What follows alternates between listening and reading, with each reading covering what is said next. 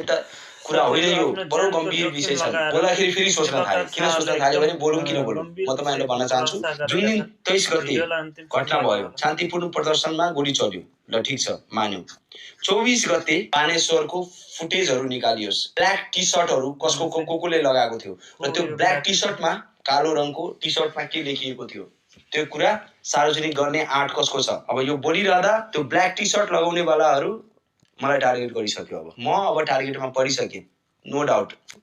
दोस्रो कुरा तपाईहरुलाई भन्छु सबै ठाउँमा आगजनी भयो हैन प्रहरीको चौकीहरु प्राय हामी नेपालीहरु बुझ्छौं ल मानौ कुनै जिल्लामा के भयो विराटनगरमा के भयो कुनै घटना भयो भने धेरैमा के हुन्थ्यो विराटनगरको प्रहरी चौकीमा तोडफोड हुन्थ्यो ढुङ्गामुढा हुन्थ्यो आन्दोलनहरुमा त्यही त हुन्थ्यो तर